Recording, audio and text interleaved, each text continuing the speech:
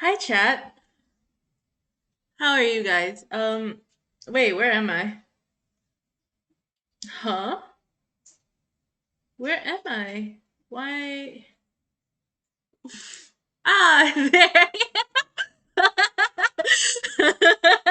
Okay, okay. I'm gonna be real. I'm gonna be real. The mustache was a last minute thing. I thought it would be hilarious though. Wait. I thought it'd be hilarious if I wore a fake mustache. I have a real mustache, guys. Totally. But yes, hello everybody. How are you guys? Um, like the title says, sorry if my VTuber model closes her eyes. It's because my eye is literally watering. Um, how are you guys? Um, yes, like the title says, we are celebrating 200 followers. Did I set the title right? Yes, I did. Okay. We're celebrating 200 followers, which means and I promised you guys this a while ago that I would play a dating simulator. And my good friend Quovis has been recommending me this game. So I decided, you know what? Fine. I know nothing about this game. I have absolutely zero clue what it's about. Um, and yeah, I thought it'd be fun. Also, my model's a little more masculine. I changed the face shape. I obviously have a mustache now, and the chest is gone. The boobies are gone. But yeah, without further ado, let's get into the game. I've been listening to the theme song of this for like the past 5 minutes. Um, yeah, it's very interesting. It's a very good song. I'm probably gonna have this song stuck in my head. But yeah, sorry, my eye is like really watering. Let me. I don't know why either. It just kind of started watering all of a sudden. Okay, I think I should be fine. I think I should be fine. Okay, but yes, like I said, I have no clue about anything relating to this game. Um, but yeah, I guess I should get into it. I guess I should play. I hope I got the right version of the game. So new game. I'm very worried.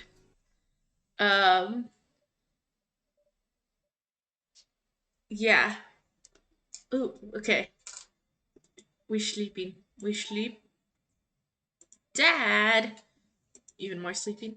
Dad, wake up! Pretend to be dead. That's the nice thing. I let my tongue roll out of my mouth and stop breathing. Amanda shakes me. Come on, Dad. This hasn't worked on me since I was 6. I'm sorry, Amanda. This is the end for me. Dad, I swear to God. Amanda, I bequeath to you all of my earthly possessions. Spread my ashes over my recliner. Okay, well, your cars better get into the moving van, because it's leaving soon. I finally open my eyes and sit up. I'm lying in the middle of the living room, spooning a moving box. I yawn and stretch. Morning, Manda Panda. Yikes. Dad breath. Go brush your teeth. Stand up for yourself. Don't let anyone disrespect you. True. Build that dad. Ooh, we get to create our own character. We get to create our own character. Should I make him look like me? Should I try to go for a character that looks like me? We gotta we gotta look at the body types. Hmm. Hmm. I think I like that body type.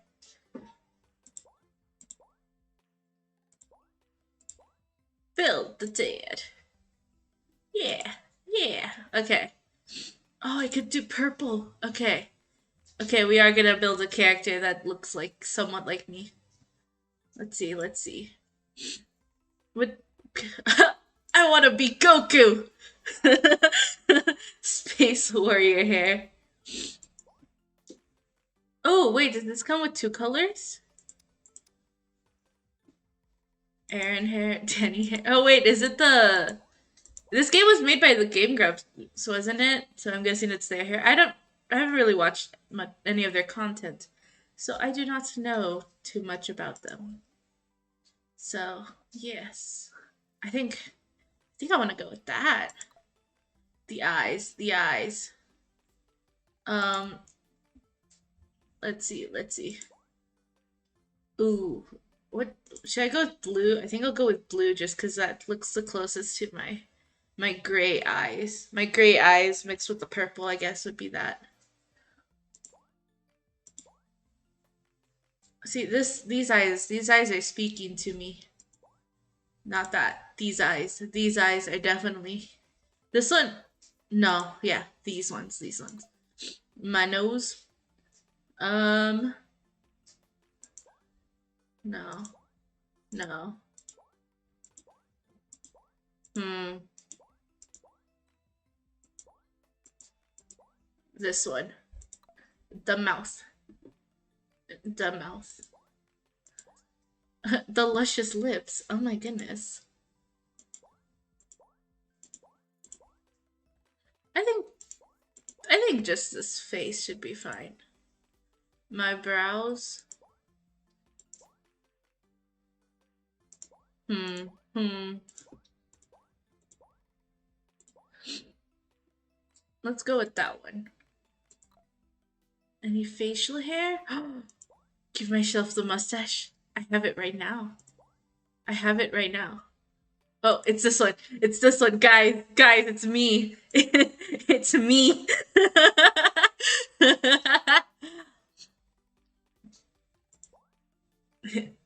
It is I, the father.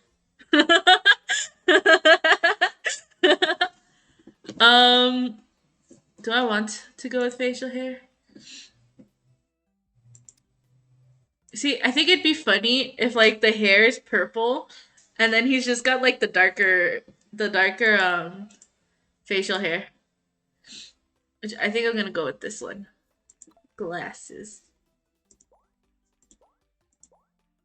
Do we want the glasses? I say no glasses for now. Piercings? Oh my goodness, piercings? Let's see. I think I'm gonna go with that. We'll go with the silver piercings. Okay, the clothes. The clothes. Which one screams cherry? That doesn't scream cherry, but I guess it's kind of close to what I'm wearing right now. The cats? No. I'm between this one and this one. I think I like this one more. I think I like this fit. I think I like this. Look at us. It is us, guys. It is us. Oh, I have to name them. Um, um, I don't think saying cherry would be. I mean, cherry is just a fruit. Should we go with another fruit name? Ooh. I mean, hmm. What other fruits are there? Pears. I like pears. Pears are my favorite fruit. We're gonna go with pear. Last name? Last name.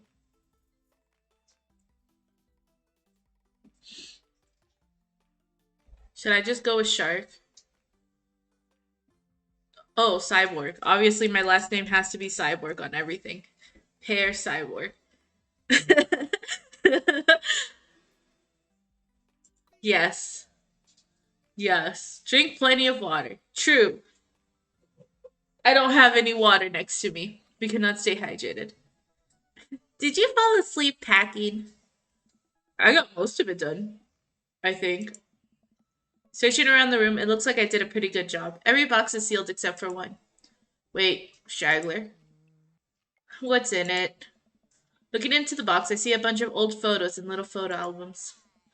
Whoa, I haven't seen these in years! I pulled out some of the dusty albums from the top of the pile. We began looking through it. This is the coolest baby I've ever seen. The only way your father and I. The only way your mother and I. Ooh, ooh, ooh. Which way do I want to go? I can go either way. Hmm. Hmm. We'll go with this one. The only way your father and I could get you to stop crying was to put the sunglasses on you. But whenever we tried to take them off, you'd start crying again. You spent the first 2 years of your life with sunglasses on. Nice! Halloween when you were maybe 4?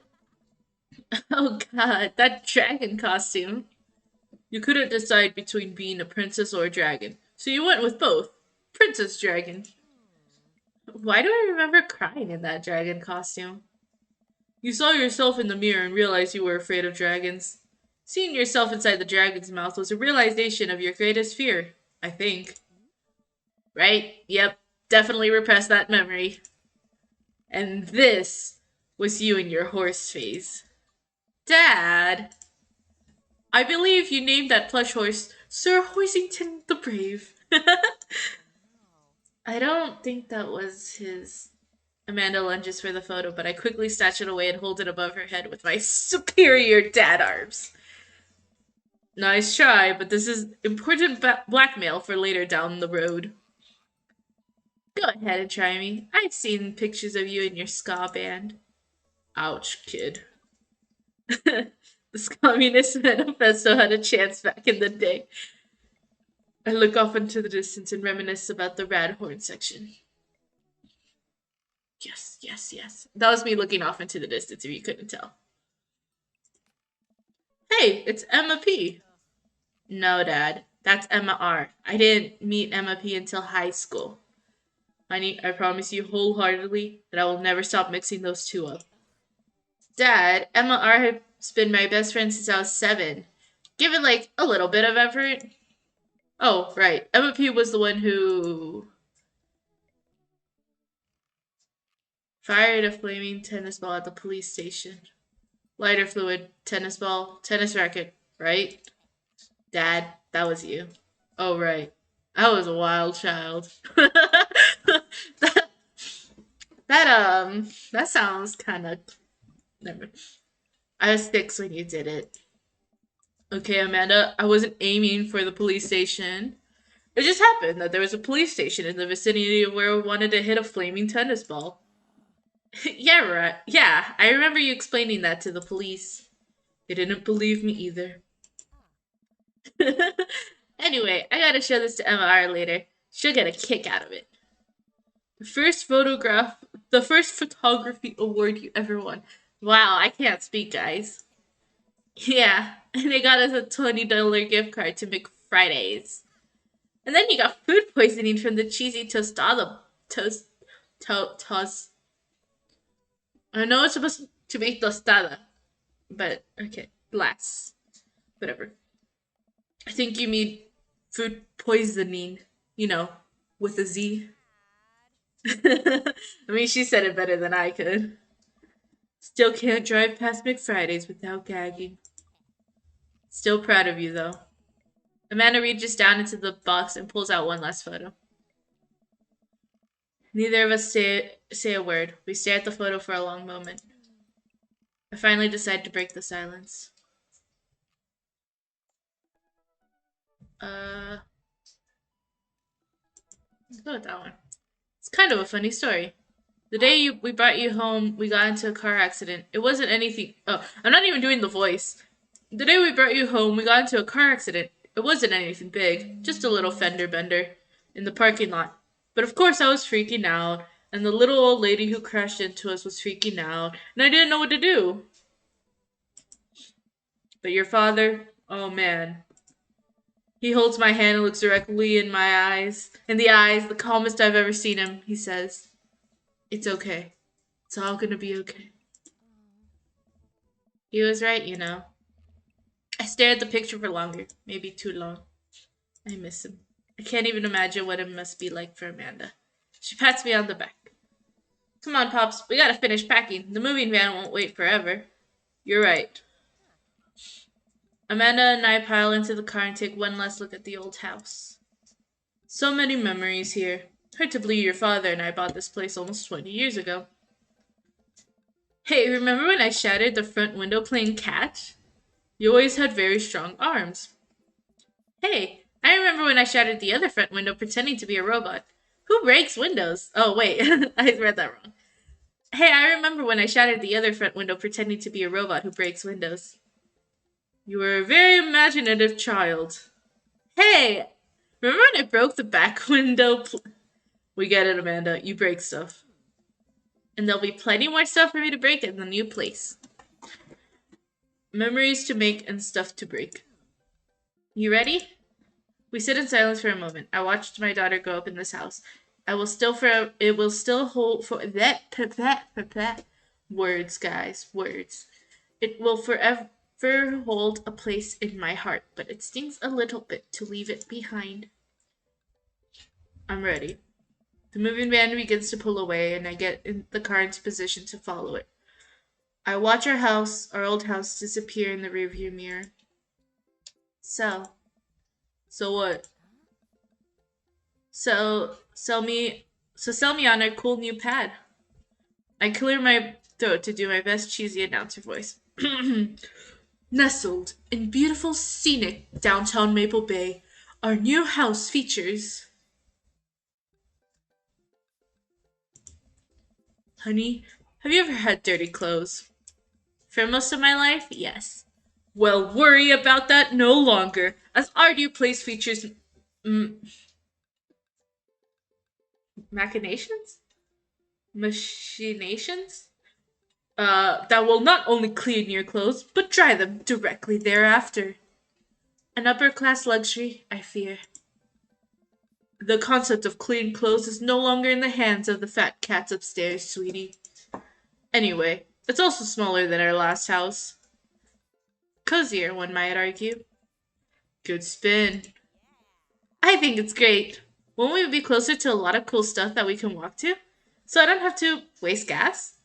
I mean, trying to park downtown is, Amanda, you know you're gonna have to learn how to parallel park at some point, right? Not gonna happen, Pops. I think someone needs to do a 3-point turn on their attitude. I don't know how to do that either. That's me, guys. That's so me. Have you met the neighbors yet? Not yet, but the neighborhood seems pretty quiet. So you won't have to chase any rowdy teens off your lawn? You're the very teen you mock when you say that, honey. I'm in my last year of high school. I'm practically dust. Yeah, you're a real. Don't you dare. Senior. Dad, I know where this is going. Sit. I'm just gonna ignore that. But I won't forget it. So, what's item number 1 on the new house agenda? Well, first, we need to forge a path through the solid wall of boxes that's blocking the living room. I still have to install the washer and dryer. We need to do grocery shopping. Pops, cool your jets. You have to promise me that we're gonna take a break and explore the neighborhood. Okay, you're right. We'll get some work done and then check the area out. We pull into the new house and step outside. The lawn is freshly mown and the for sale sign is still in the yard. Yeah! Now, with a swift kick from Amanda, the for sale sign is no more. Nice form, Sweet Pea. I got a problem with authority. I'm so proud. Yes. Man, all that karate chopping tuckered me out. I could really go for a sandwich. An ice cream sandwich. Sweetie, it's 10 a.m. Um, we need to unpack first. As much as I would like to enjoy a delicious and healthy ice cream sando right now, we got work to do, kiddo. And we need to make it snappy because there are 5 sealed crates of DVD box sets blocking off the bathroom. And I gotta pee real bad. Well, don't let the entire cast of all 13 seasons of Shark Tank, but with actual sharks, stand in your way. Let's get to it! Spend less money than you make. Well, yes. I get to work unpacking the various boxes around the living room. A couple hours pass and I get some good work done. The washer-dryer unit is both washing and drying. We can actually walk through the living room without tripping over boxes. First visitor already? I walk to the door and open it. Hello! A handsome, clean-cut man stands at my door, brandishing a plate of cookies. Hello? Oh, where are my manners? My name is Joseph. I'm your next-door neighbor. Oh, yes. Hi, I'm Pear. That's what my name is. I saw the moving van, and I thought I'd bring over some cookies. My daughter Christy wanted me to let you know she baked them herself. Joseph leans in and whispers, but between you and me, she just sprinkled in the chocolate chips. We both share a laugh. Kids, right? Wow, cookies, huh? So nice to meet you. Joseph hands her the plate of cookies with a smile. Well, thanks for the cookies. Amanda disappears with the cookies. Amanda, come back. And she's gone. That's my daughter. Her name is Amanda. She's a charmer. Oh, daughters are tough. Sons are also tough. Children in general are just tough. I hear that. I mean, there'd have to be something wrong with you to try to raise more than two. I have 4 kids. What have you done? Oh, uh, I meant. Don't worry. You didn't mean to be rude. Oh no, this is the first neighbor I meet and my social life is already in a tailspin. I wonder if it's too late to move again. Uh, yeah. Okay. Is the missus around? Mister, actually. And, no, not anymore. He died. Oh, uh, I'm sorry for your loss. No, it's alright. Wow, this is uncomfortable. We stand there quietly for a moment, acutely aware of how awkward we both made things. I'm sorry, can you close the door real quick? I look at Joseph quizzically, but comply. After a second, I hear a knock on the door. Opening it, I see Joseph standing there with a huge smile. Hey, I'm your new neighbor, Joseph. I promise not to talk about your dead spouse this time. I'm throwing a barbecue for the cul-de-sac, and I'd love for you to come by and meet the rest of the neighbors in our community. What do you say, pal? That sounds great. My daughter Amanda and I would love to stop by. Also, 4 kids is a perfectly normal amount of children to have. We shake hands to seal the deal. Well, neighbor, I'll see you at 3 p.m. sharp on Saturday. Sure thing, neighbor. Joseph starts walking away, but stops for a second and turns around. Hey, in all seriousness, raising a kid on your own can't be easy. If you ever need to talk about stuff, I'm the youth minister at a church down the street. Oh, I don't know. I wouldn't really consider myself a youth. You look pretty young to me, but suit yourself. And with that, Joseph's gone. You seem nice. Amanda walks back into the living room, crumbs on her face and cookie in hand. That was the smoothest recovery I've ever seen. I should be taking notes. See? You're already fitting in great. Where'd those cookies go? They're gone. I'm sorry. If it makes you feel any better, they weren't very good. So you ate all of them anyway? I guess that makes it break time. Any ideas? Um, let's get some fresh air. Let's hit the park down the road. I saw a ton of dogs there when we drove past. Okay. Will you help me steal a dog? For the last time, I can't fit a dog in the pockets of my cargo shorts. It's physically impossible. You're breaking my heart, Pops.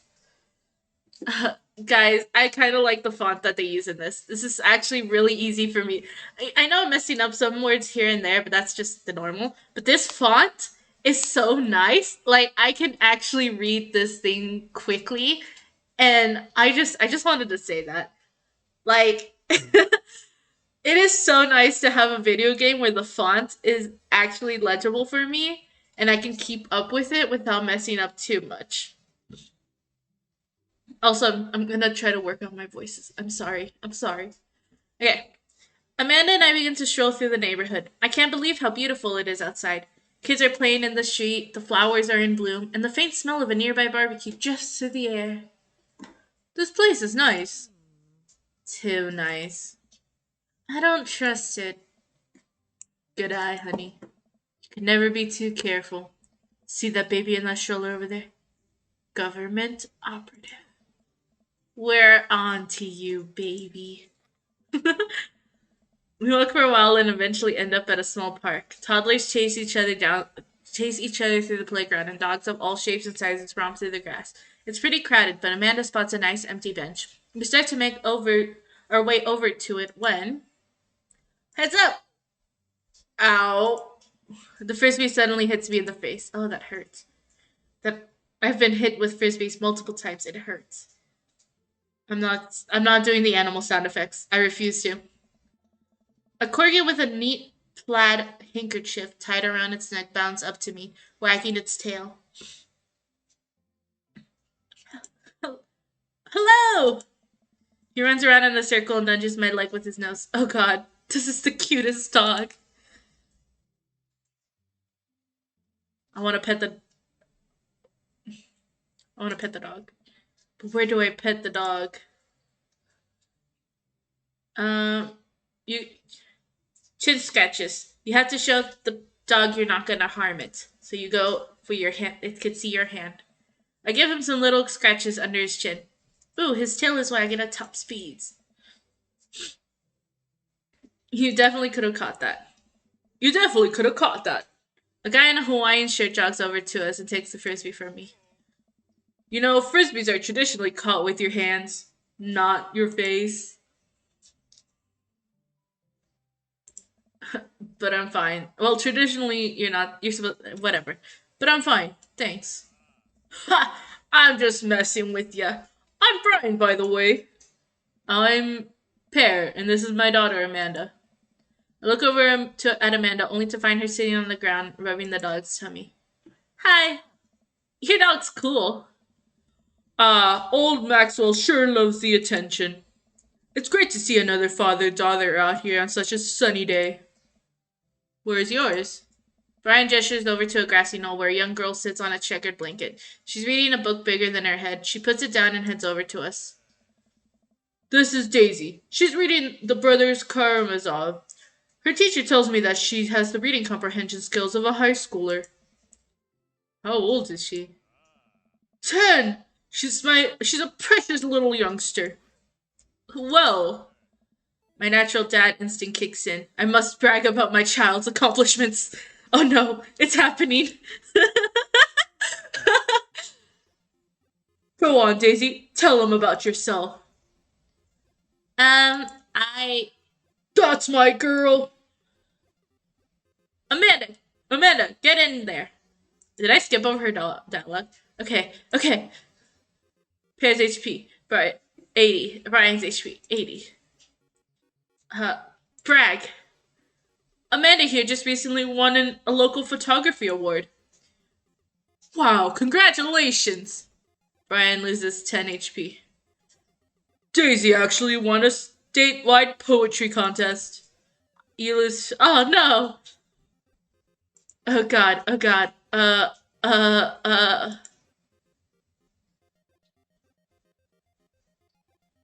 Uh. You pull a wrinkled copy of Amanda's last grade card out of your back pocket.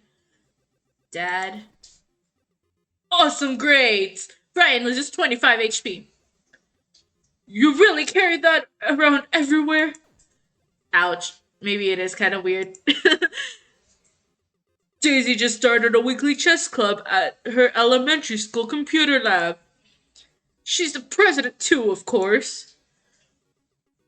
Dang, my high school doesn't have a chess club or a computer lab. Oh, okay. We brag again. Last week, unprompted, Amanda helped an old woman with her grocery bags.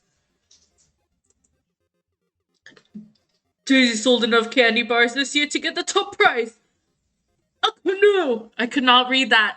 Oh gosh. We're taking it out next weekend. How is that even possible? Amanda could barely get one of those sticky hand things. It's extra powerful. Oh, okay. Okay. What is this? Oh.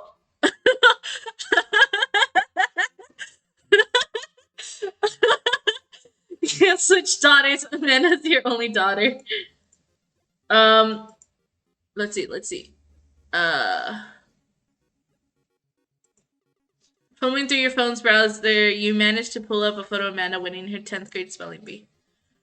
Wow, congratulations, Amanda. Daisy is getting prep for her annual spelling bee right now. Hopefully this will be her third win in a row. Ooh, ooh. Did I mention Daisy said her first word at 10 months? Daddy! Amanda was Amanda's was potty. Still cute, but maybe this isn't the time to bring it up. Oh, guys, we're not doing so good. We're not doing so good. Amanda's in all honors classes this semester. Oh, really? I'm actually talking to Daisy's teacher about having her skip a grade. Even Amanda kind of bristles at that one. Dang, he's really got us beat. Boy, it's been such a treat getting to meet you two. Ugh, did he have to add insult to injury by being such a gracious winner? So I take it you guys are new to the neighborhood. We just moved in. Do you live around here? Yeah, we live in the cul-de-sac next to the coffee shop. What a coincidence. That's where we live too. Small world. Yeah, Daisy and I are in a little ranch-style house on the corner. I know that house. It's just like ours, but slightly bigger and better landscaped. Does this guy have to outdo me at everything? What a lovely place. Well, I don't want to take up any more of your time. Really nice meeting you guys. You'll have to stop by at some point. Yeah, definitely. Bye. Brian and Daisy walk further into the park with Maxwell happily trotting along in tow. Do you get the feeling that he was trying to one-up us? Trying and succeeding. I can't believe that kid's only 10. What was I even doing at her age? Uh, I believe you had a bit of a thing for horses. Shame that didn't pan out. Could have majored in comparative horse studies. It's not too late to minor in horse creative writing. Too close to the truth, Dad. Let us never speak of the fantastic adventures of Sir Horsington the Brave, an epic in 7 parts by Amanda Cyborg. We laugh off the horse epic and walk around the park a bit more, enjoying the day. Um, let's check the coffee shop. Why not? I gotta get my hands on an iced hot coffee of the old bean juice or I'm gonna be useless all day. I think we passed the coffee shop on the way here. Maybe we could check that out. Let's do it. I'm trying to keep Pear's voice to be like my normal voice, just a little deeper. Amanda's just gonna be my voice, but like more cheerful. Uh, what was the guy's name? Starts with a J. Was it Johnny or Joshua? I think it was Johnny. I know it started with a J. Splattervest guy. The guy who. Okay, that guy reminds me of the characters from The Amazing World of Gumball, the tennis scene, the tennis episode. That's what that guy reminds me. I think his name's Johnny. I'm already forgetting the names. I think Johnny's voice is gonna be like deeper, but it's like a deeper, cheerful voice. While Brian's, I'm gonna go full on, try to go deep, deep voice, deep voice. We'll see. I'm gonna try to remember these voices I'm doing for these characters. Because I tried doing that with Stardew and I forget sometimes. We walk down the street to the Coffee Spoon, a cute little place on the corner. Man, this is such a convenient walking distance from our place. I mean, I guess. What's wrong? Why would I go somewhere else and drink coffee on a couch when I could just drink coffee at home on my own couch and not have to make awkward eye contact with other people? At least when I'm home, some random guy isn't gonna come up and sit on the recliner next to me, and I won't feel like a little weird about it. Because technically he's not sitting at my table, but he is very much within my personal zone. Dad. And what's the etiquette when you have a dirty mug? Is there a bin? Do you go set it up on the counter because you don't know where else to put it? Or do you leave it there and fill your face flush with hot shame as you consider the possibility that there is in fact a bin somewhere just out of sight, and now you're the jerk who left their mug? Dad, are you just afraid to meet new people? See, that's the thing. I get him.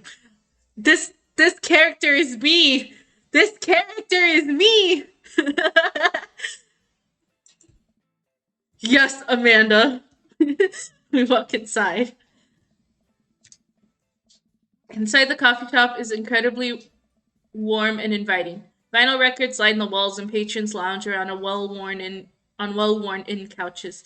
Some cool tunes spin on a record player next to the little stage. Welcome to the Coffee Spoon, guys. How's it going? What's with the name? Oh, it's kind of dumb. It gets mentioned in this poem I like. I thought it'd be a good idea at the time. I suppose now it's still a good idea because, like, the business is still running. But people ask that question a lot. All the words. I'm making up words. The dialogue is not there. Okay. But people ask me that question all the time. I give them the same answer every time. And now I'm standing here rambling, and I'm sure we're all getting more and more uncomfortable the more I keep talking. But man, we're in it now. I can't stop. Trying to match the voice of the voice actor. So what'll it be? I scan the chalkboard menu and am immediately overwhelmed. I'll have um try Antword. Spicy.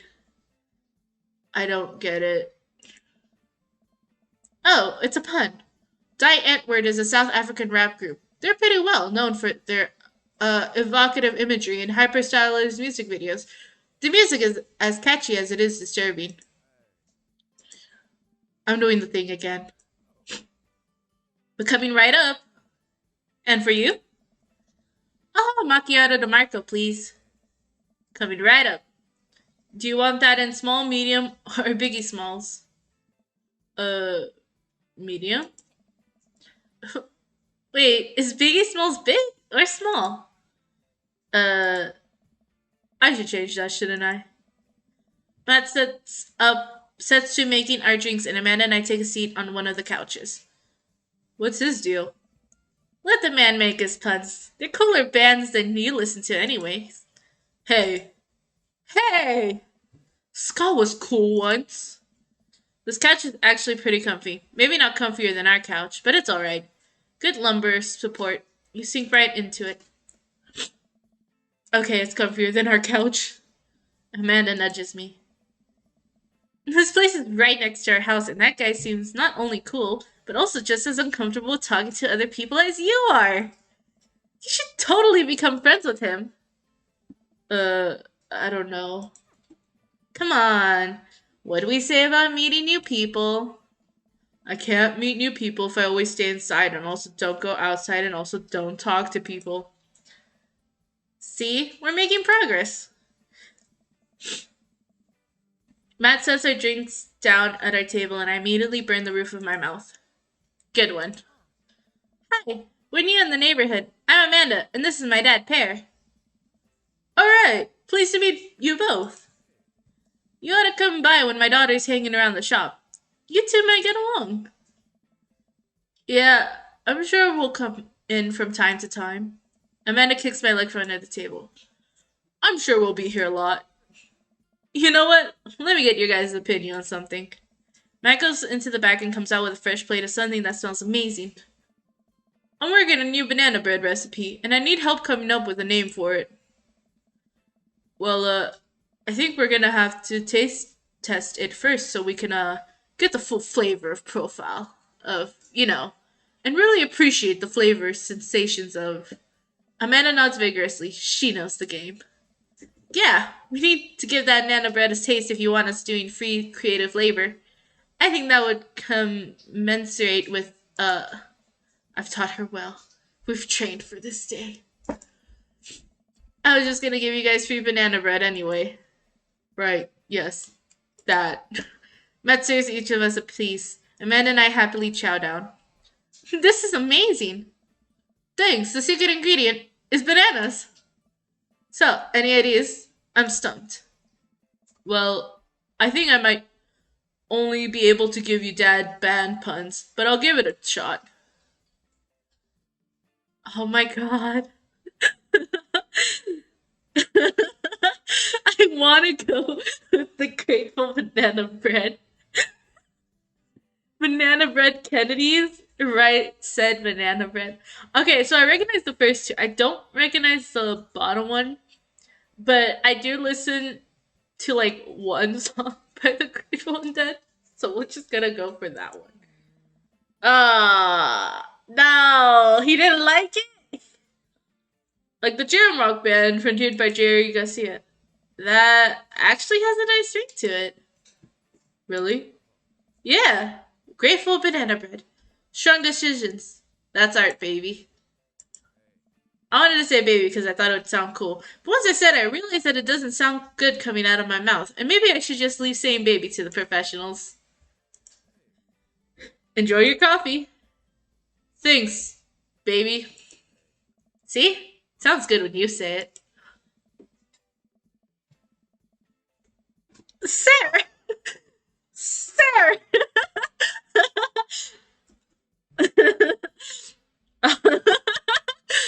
Okay. I'm kind of liking Matt so far.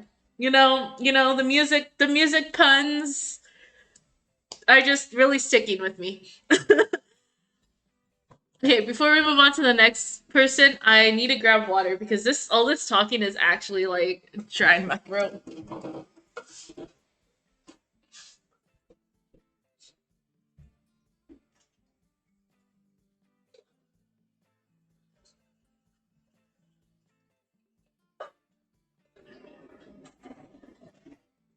I need to drink water, guys.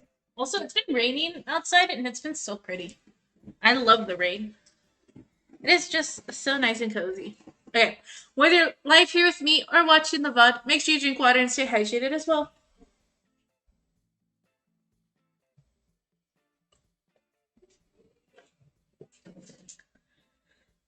Okay.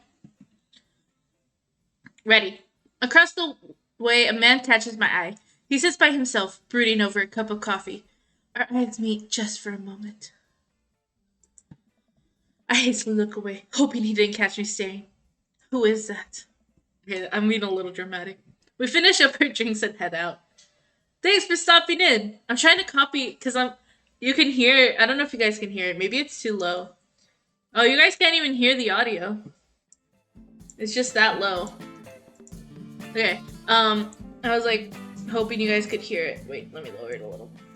But I'm trying to copy the voice that he has a bit. I just don't want it to sound too much like Amanda's voice. Thanks for stopping in. Take care. Okay, now that we're full of caffeine, where to? I need a nap. We just had coffee. Have you ever known me to play by the rules? Your father is a rebel, sweetie. Now all aboard the train to Sleepy Time Junction. I do get sleepy after coffee. As we're walking home, I hear heavy footsteps come up behind us. Pear, bro! I turn around and I'm greeted by a familiar face jogging up to us. Craig? Bro. Holy wow, I haven't seen Craig in forever. It's been too long, dude. Yeah, wow, you look great. Yeah, I cleaned up my act. Cleaned up his act? Are you kidding me? He's ripped. Amanda, this is my friend Craig. We went to college together. We were roommates for a while, too. Amanda, dude!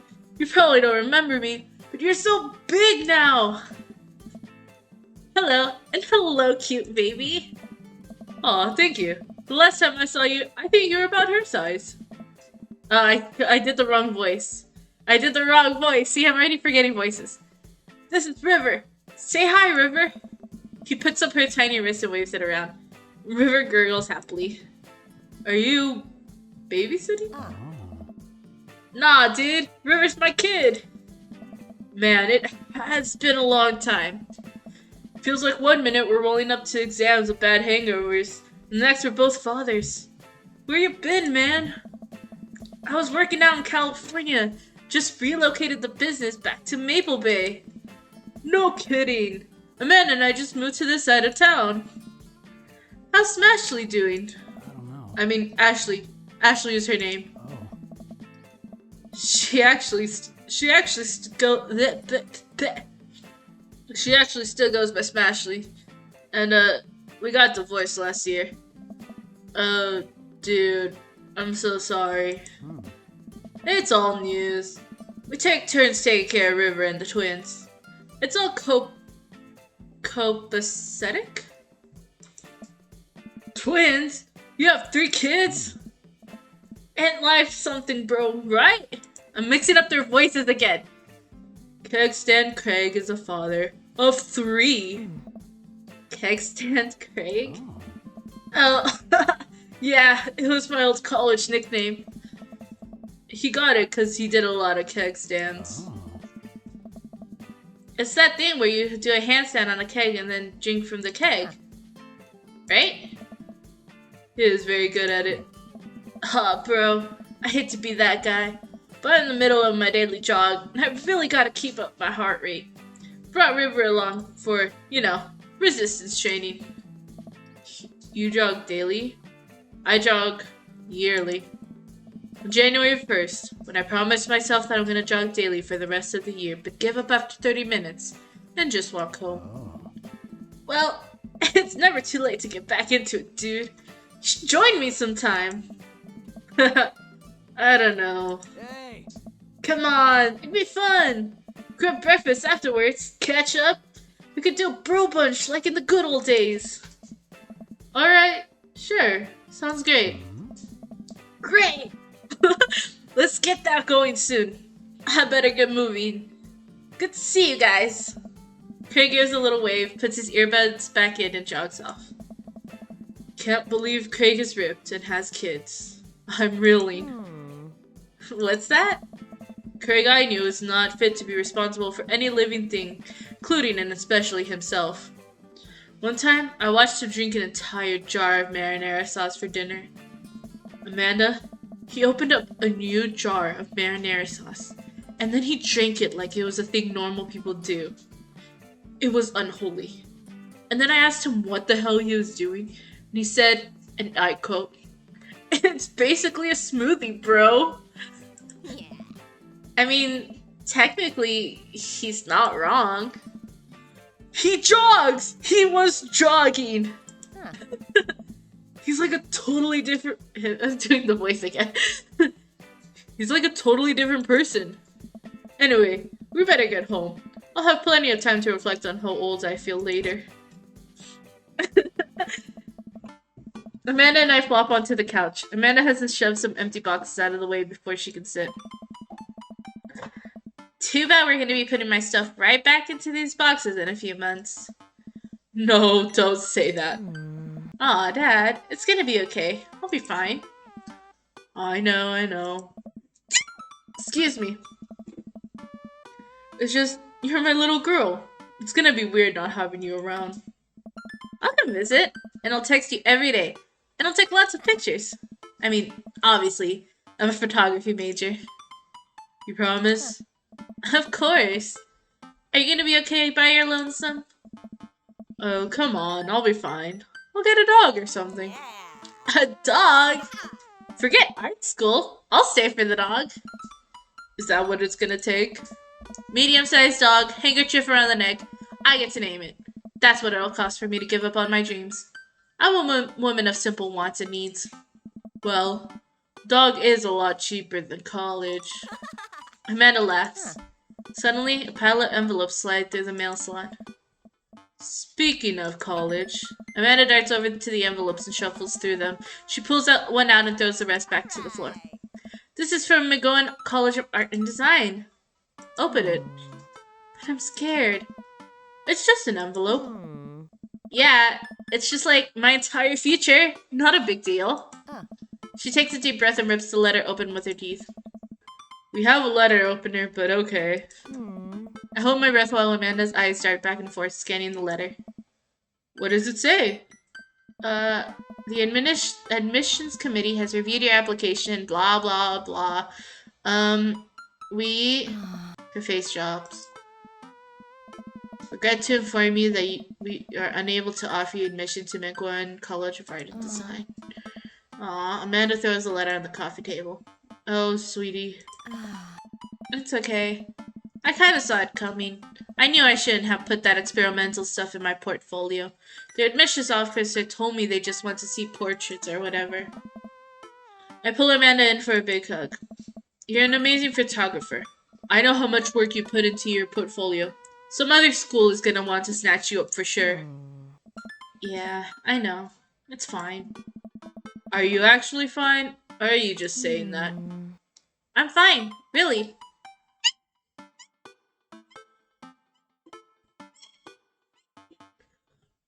Oh my goodness. Sneezes. Ugh, I had to drink some water.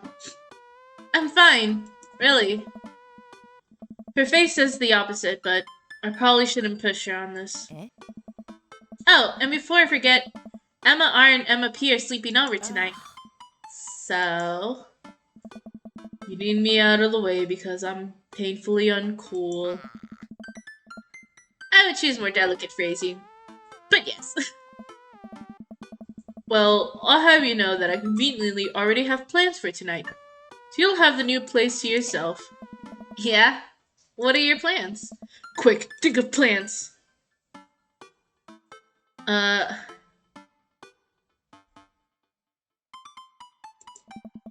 Boss Man's been writing us... What?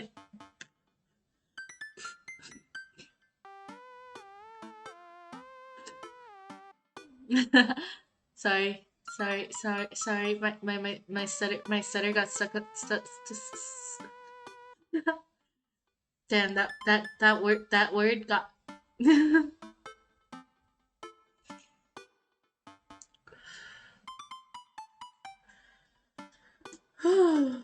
That word triggered my stutter for some reason. My bad, y'all.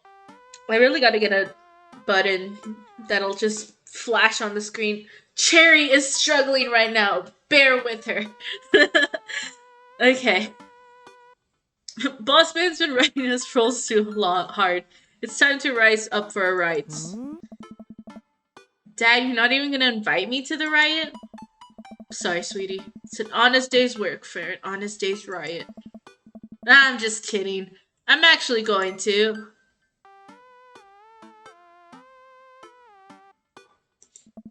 I'm wiped. Have fun with the Emmas.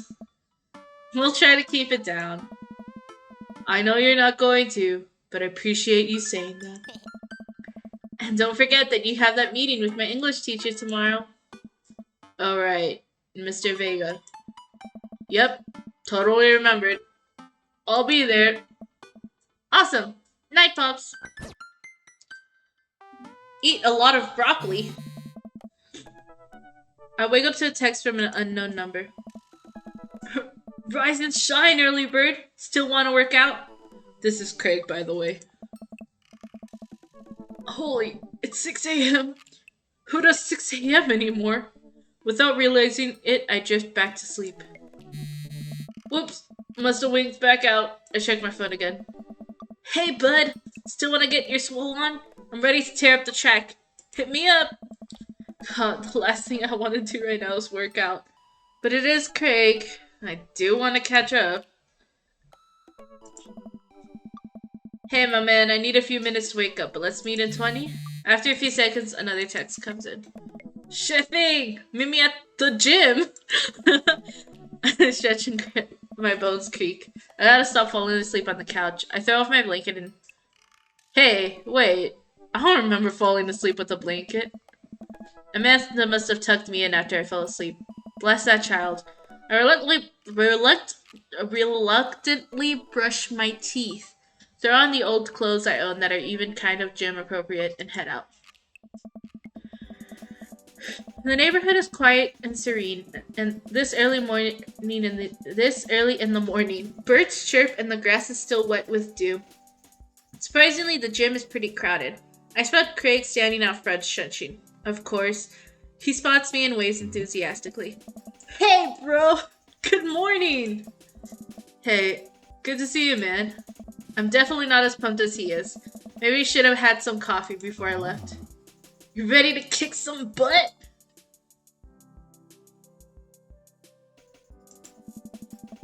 I get the feeling this is gonna be less of me kicking butt and more the gin kicking my butt.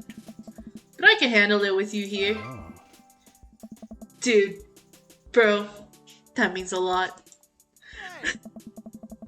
We head to the gym and I'm immediately intimidated. All of these people look like they could break me in half. And it seems like Craig is friends with all of them? He high-fives and finger guns all the cool jocks in the room. They look like they could and would steal my lunch money to spend on protein shakes.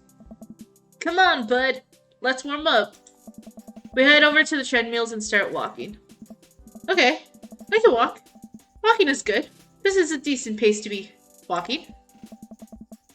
So, I know we're on treadmills. Yes. And those over there are ellipticals. Very good. What is all this other stuff? Craig laughs. They might look a little scary, but I guarantee that all of them serve a specific purpose for building muscle mass. I watch as a dude in a muscle tee flexes a muscle I didn't know existed on a machine I think was once used to process grain into flour. What is that? Why is that guy doing that to himself? That's a good question, bro. What do you think he's doing?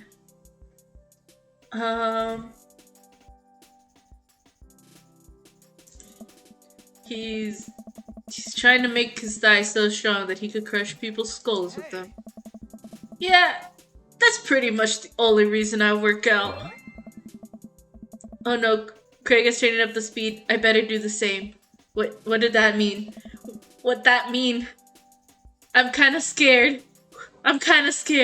Guys. Do I need to have the button ready? Do I need to have the we switch to Bob ready? Do I? Okay. How long have you been doing the buff thing? Couple years? What do you do when you're not daddying or working or buffing? Oh, I coach my twin softball team. That still counts as both daddying and buffing. I keep busy. What do you do for fun? Oh my god, Jimmy Buffett.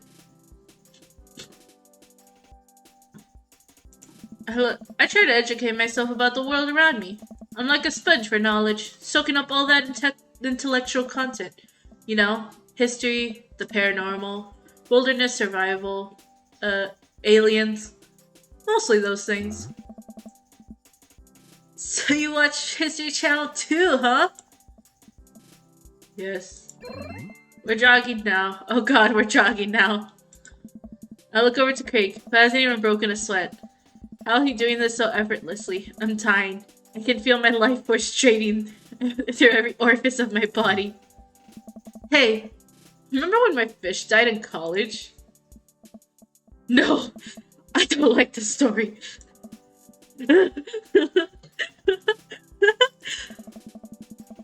Oh my god, is he really pumping up the speed again? I guess I better do it too. Oh, this is fast. This is very fast. We were at the party, and you vowed to make me feel better. Tell me to create a distraction. So of course I do a sick keg stand and get everyone cheering. And then I tried to steal a fish from a fish tank at the party with my bare hands, like an idiot. Then you drop the fish and it's flopping around and you panic, so you run up to me post keg stand with a dying dirty fish in your hand you scooped off the ground and you're yelling at me that we have to leave? Bro. So we're running out of a frat party with a fish, trying to give him mouth-to-mouth resuscitation. We're just gonna skip over that word. Resuscitation! Never mind, I said it. If we get home and get him into a bowl of water, the prognosis was grim. And then the next day, he's alive and well. Hey. They never did catch the great fish thieves of the Grand Ridge U. And they never will. I shoot off the end of the treadmill and crash into the wall. Jesus, that hurts. Dude, bro, are you okay? Craig offers me a hand and looks me over for injuries. I'm fantastic.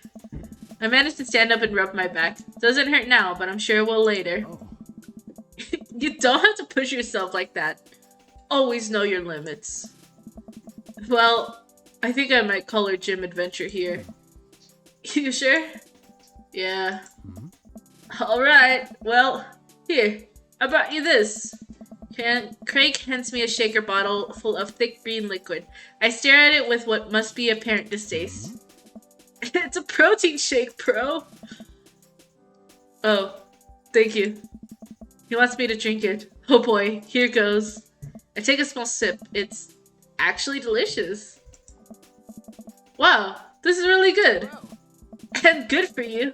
It's my special recipe. I'm pretty proud of it. Hey. Let me know if you ever want to work out again. Maybe we can try running around the neighborhood if treadmills aren't your speed.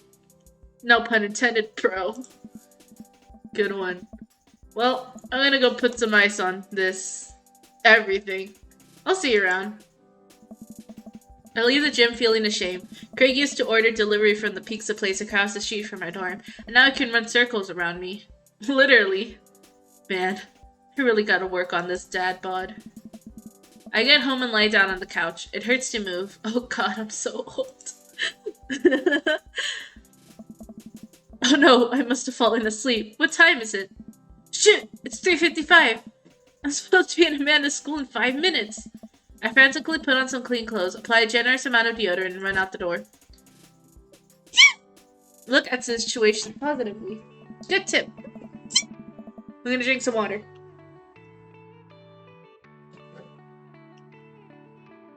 I arrive at Amanda's school and check in at the front desk. They give me a bright orange visitor sticker and send me on my way. I'm barely awake and feeling pretty haggard, but hopefully nobody will notice. I check my watch and I'm relieved to see that I'm only 2 minutes late. Wait, was it room 103 or 108? I spot a youth standing at his locker and approach him for help. Excuse me, do you know where Mr. Vega's classroom is?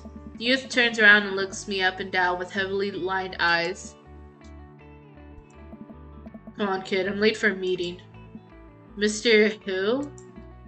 Mr. Vega. I don't know. He tried the exit. Okay, wise guy, you gonna help me or not? Fine. Up those stairs and to the left. Can't miss him. I head up the stairs and walk around, unable to find Mr. Vega's class anywhere. After a couple minutes of searching, I head back downstairs. That punk youth sent me on a wild goose chase. Well, yeah! If you can't remember if it's 103 or 108, one means it's on the first floor. I get back to that low-rent Gerard Way. Mom, can we have Gerard Way? No, we have Gerard Way at home. Gerard Way at home. That's basically what he just said. I'm standing fully ready to give him a piece of my mind when suddenly a head pops out of the classroom next to his locker. Lucien, don't you have a third period to go to? Fine, Mr. Vega. Oh. Wow.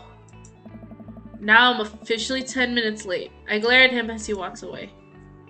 We're not cool. Oh. You must be Pear. This period's almost over. Would you mind waiting in the back? Oh. Mr. Vega leads me in and I take a seat at one of the comically small students' desks in the back. I might get stuck in this. Alright, where were we? Now can you tell me about this Oh! hilarious name. I'm assuming you're here because of the game. Also, thank you so much for the follow and welcome to officially being a Chad. I'm playing Dream Daddy. This is the first time I've played this game. I don't know anything about this game. Except it's a dating simulator and I'm a guy. I have no idea what you're talking about. Sure, yeah, sure. But yeah, I'm trying to do the voices for each character. I'm trying to give them different voices. But yeah, we'll see how it goes. We'll see how it goes. And if I can remember how to do these voices. I like to do voices for characters in video games, but I'm really bad at like remembering the voices and stuff. But yeah. Ah, thank you so much. That's alright. Thanks for stopping by and for the follow. I'm gonna drink water real quick. I have not done this much like reading and talking in a video game in a while, but it's fun. Anyways, back to this. Okay. Alright. Where were we? Now who can tell me about the unreliability of the narrator in J.D. Salinger's Catcher in the Rye? Yes, Colin. Colin stands up and does the thing where he blows into the crook of his elbow to make a fart noise. The whole class erupts in laughter.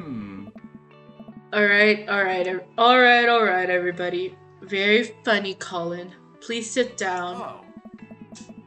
Now, Holden Caulfield is an unreliable narrator in the sense that the bell for the end of the period rings. All of the students immediately get up and make a break for the door. Sweet manchego. What? That voice like. Remember to do the reading and answer the response questions on page 194 in your textbook. Nobody listens. Oh. Or not, I guess. Or not, I guess. Mr. Vega turns to me and sighs. Middle schoolers, am I right? Don't you teach high schoolers? I don't know. Both, you know. Budget cuts. Right. Thanks so much for coming in. No problem, Mr. Vega. Please, call me Hugo. I don't normally do these impromptu parent-teacher meetings, but as I'm sure you know, Amanda's a very bright student, and I'm concerned about her recent behavior. What's going on? Amanda has never been the most engaged student, but I know she cares. Recently, though, she's been falling behind. She's not completing assignments and has been doing rather poorly on tests. I normally chalk this up to senioritis, but this is strange. I thought Amanda always shared everything with me. It hadn't even crossed my mind that something might be wrong. I just wanted to ask, is everything okay at home?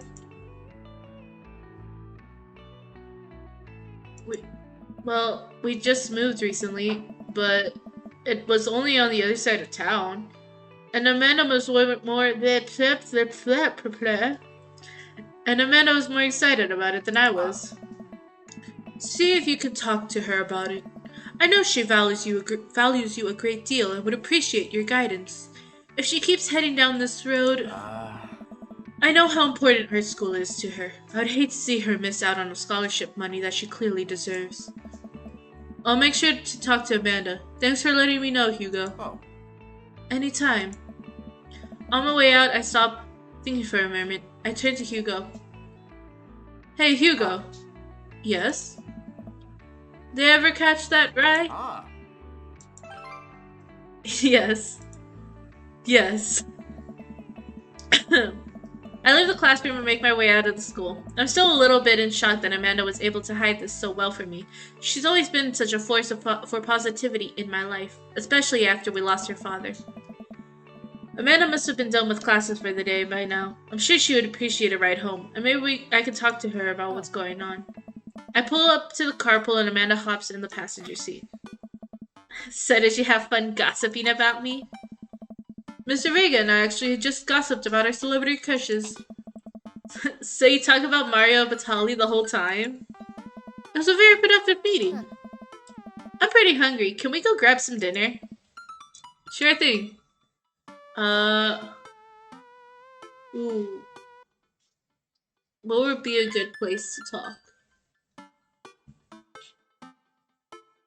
Hmm. I think making food at home together can like lighten up the mood. And that way we're in the privacy of our own home. We can make something at home. Cool. I think with our powers combined, we could throw together a gourmet meal worthy of the food channel. I don't know about that, but I can promise you it will at least be edible. That's the spirit. We drive in silence for a while. Amanda plays a game on her phone. I should say something. You know, sometimes when a kid gets older, they find that they have to keep things hidden from their parents. And that's okay, because sometimes that's what kids do. And that's okay. But also sometimes it's good to have a parent's perspective, because, maybe the parents have also dealt with similar situations. And maybe they're a little cooler than you give them credit for. Anyways, what I'm trying to say is that it's good to share. Love you. Have you been reading my tweets? You have a Twitter? What? Never mind. Look, sweetie, Mr. Vega said that you haven't been participating in class and that you're not turning things in. Oh, I'm fine, Pops. Senioritis and all that. I thought you liked Mr. Vega's class. It's fine, he's fine. We pull up to the stoplight and I eye Amanda. She's still texting. I want you to know that you can talk to me about anything. Uh-huh. I can tell that whatever it is, she doesn't want me knowing about it. That's frustrating. I heard Emma R is going to that fancy art school in California. That's exciting. Yep. Are you bummed that you guys aren't going to the same school? Yep. Amanda keeps texting. She stifles a laugh. What's so funny? I don't think you'll get it. Okay. Who are you texting? Noah. Who's Noah? My friend. Does he go to your school? Yep. Do you like Noah? What? No. Dad? Ugh. Can't believe you would... Ugh. Dad! I mean, jeez. Why would you... Ugh. Gross. Sorry. It's Dasty. Dad, he's just my friend. Guys and girls can be friends. He's my friend. Okay. Jeez. This is going well. Well, good talk. Love you, kiddo. She leans forward and turns up the radio. I guess that conversation is over. Whistle while you work. Was the tip. Amanda and I get back home and start cooking some dinner. I found this artisanal mac and cheese recipe online that I've been dying to try. Artisanal? There's 2 ingredients to mac and cheese. Mac, and then the cheese. Dad, please try and enjoy the finer things in life. I think you, of all people, should be able to appreciate what one can do with cheese. Plus, it has bacon in it. Aren't we as a society collectively over bacon? Bacon never stops being good. It just has a PR problem. We get to work on the recipe, Amanda measuring things out and handing them to me to dump in the bowl, so I can feel useful. Amanda puts me on bacon duty, so I chop a bunch and toss it in a pan to get it sizzling. The key to good mac and cheese is a balance of texture and flavor, Pops. Not only are we going to want the fullness of the cheese and bacon, but we also need to counterbalance it with the crunchy mouthfeel of breadcrumbs.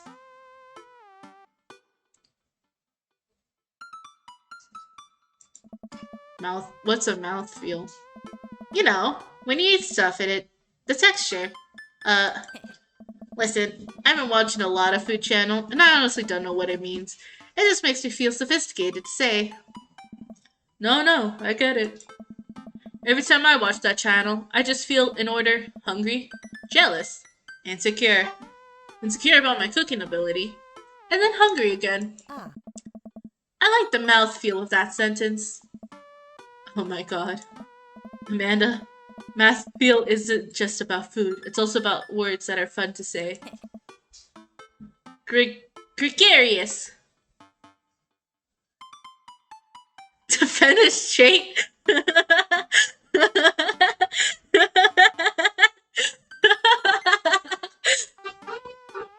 If you guys don't know what defenestrate is, to throw yourself out a window.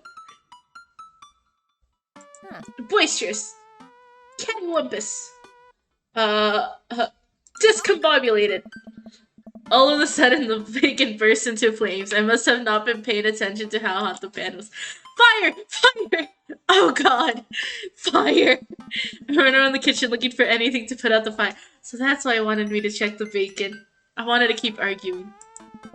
I grab a cup of water and Amanda snatches it out of my hands. Nope. She puts it down and calmly grabs the lid from the pantry. She places it on top of the flames and turns down the heat. I finally calm down. Did I almost just burn down our new house because I was too busy saying silly words? Indubitably. Cool. Who wants takeout? Amanda and I order some Chinese food and eat it on the couch of our new living room. She flips on the TV. Oh, cool! Long Hell Ice Road Paranormal Ghost Truckers is on. Your favorite, right? Oh, hell yeah. Yes, they have to make it over the Canadian tundra before the ice road melts, but also, they're hunting ghosts. Also, the trucks are haunted. This is an episode I've already seen, but it's one of the best. Callum and Flint, Dogbone, the twin brother truck driving and ghost hunting duo, find themselves in the greatest peril yet. Oh no! Ghost done got control of the truck. I can't steer on them there. Let me use the EVP. I can't do an accent. I cannot. Let me use the EVP meter to try and communicate with the spirits. Flint, we're about to die. Ah, almost got it. If you listen carefully, it sounds like it's saying, you're gonna die. That's because we're about to die.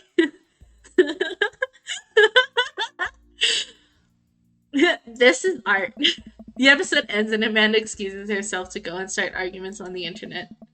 I stay up a little longer, curious about the exploits of Callum and Flint, Dogbone, after the disastrous ice road accident. Afterward, I crawl into bed and get a good night's sleep. Stand up for yourself. Don't let anyone disrespect you. Honk shoe, honk shoe. Morning, sleepyhead. 5 more minutes. You never let me have 5 more minutes, so get up. Fine. We have cereal for breakfast and spend the morning putting together furniture. Amanda is much better at interpreting the tiny manuals. We're able to put together a few shelves and one desk. But I'm pretty sure it was supposed to be a bookcase. So, you excited for the cookout today?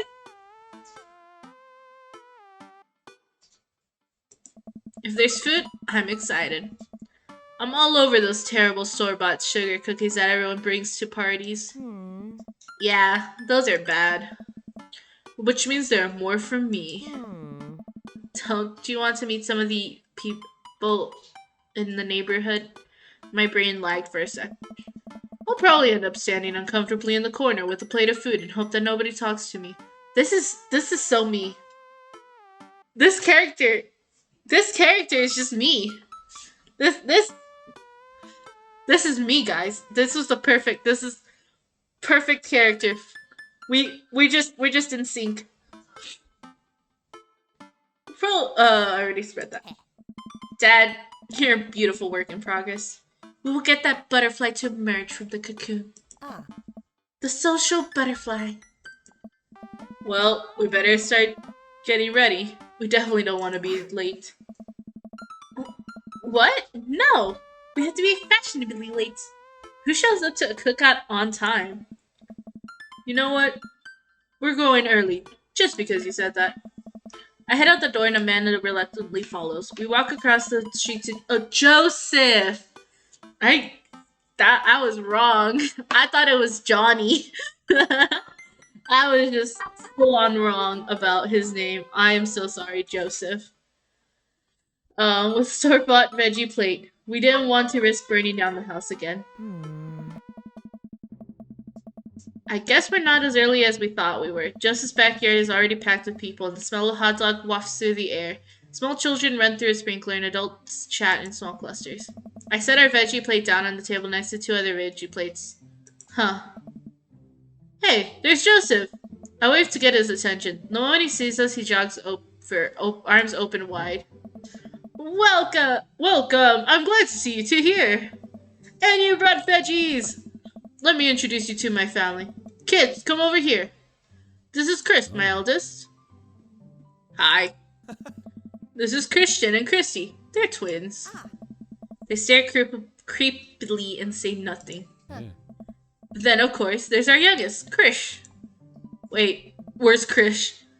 Maybe Mary put him in his crib. Oh, and how could I forget my lovely wife, Mary? Joseph pecks on her cheek. She smiles. Ah, Mary, sweetheart, did you put Krish to bed? I'll have to go look for him. What? You'll have to... Joseph takes a moment and regains his composure. Mary, this is our new neighbor, Per, and his daughter, Amanda. I'd shake your hand, but I have a glass of wine that I need to tend to. I love her. Nice to meet you, Mary. Charmed. Charmed. Well, I have to go over there now. My wife has a wonderful sense of humor. But please, you two enjoy the barbecue. All the guys are really excited to meet you. Here, let me introduce you around. Let me introduce you to Damien. Joseph beckons a tall man in gothic attire over to the conversation. Good eve, my friends. Oh, good eve, friends, is what he said. Good eve, friends. Damien, this is our new neighbor, Per. Ah, so lovely to meet you. Damien shakes my hand and then bows. If ever you're interested, it would bring me great pleasure to host you for a spot of afternoon tea. Wow, yeah, that sounds rad. Splendid. Well, I must be off. Perhaps our paths shall cross again. Damn, what a classy dude. This is Robert. This is Robert. He lives just across the way. A haggard man nursing a glass of whiskey eyes me up and down. Hey. Hey, I'm Pierre. Pierre. Pear. It's nice to meet you. He takes a long swig of his drink. Charmed. Aye. Pear and his daughter just moved in next door. Cool.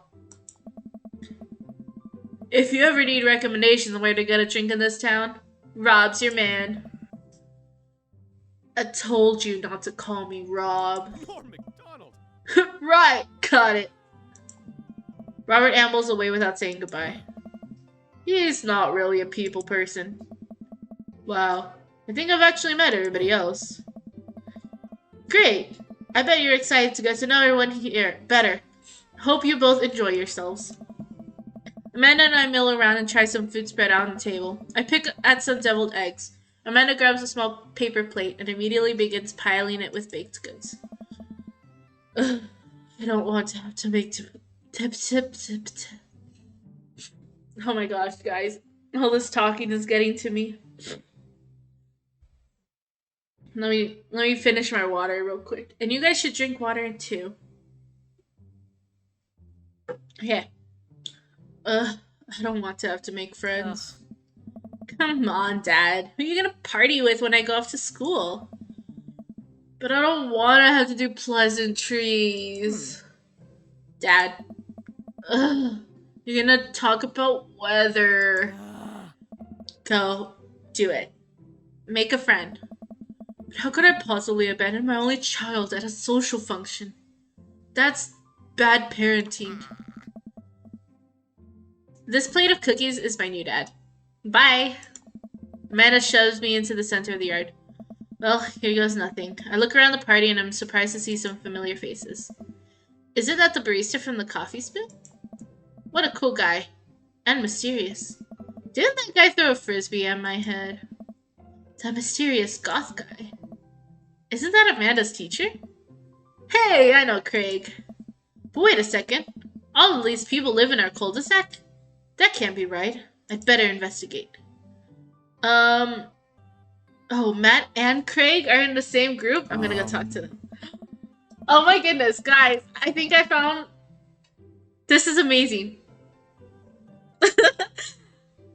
This is a dating sim, right? I think I found the 3 people I might go after. One of these men. Cause like, I already hit it off great with Matt. Matt, I loved right away. Craig also was really, like, that gym scene was amazing. I still have to get to know Hugo, but Hugo looks cool. Okay. Matt and Hugo seem to be embroiled in an intense discussion. Craig looks on, smiling politely. I walk over to say hello. Well, I don't think it's fair to try and compare 2 art movements like that. They're talking about art? Guys, they're talking about art! Sorry.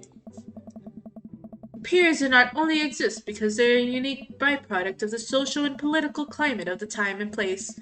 And to try to take something like, say, the Rococo period and compare it to postmodernism in America, you're completely disregarding the context in which work of art is created. Art talk.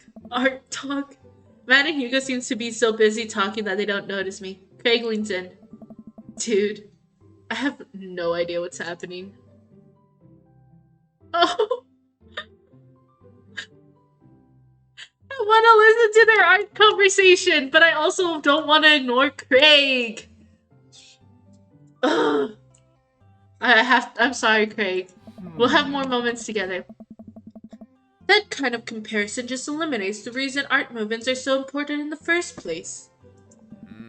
You're not wrong, but I think there's no harm in comparing one work of art to another. You could definitely say one painting is better than another if you're evaluating technical skill with a purely formalist standpoint. If I showed you a Matisse and then something by the Dutch masters, which one would you say shows more technical prowess? Nice. I'm so lost right now. I shoot a worried glance over to Craig, who returns it. Well, sure. You could say that the Dutch masters were technically more skilled. But I would argue that while the Dutch masters were better painters, Matisse had better paintings overall.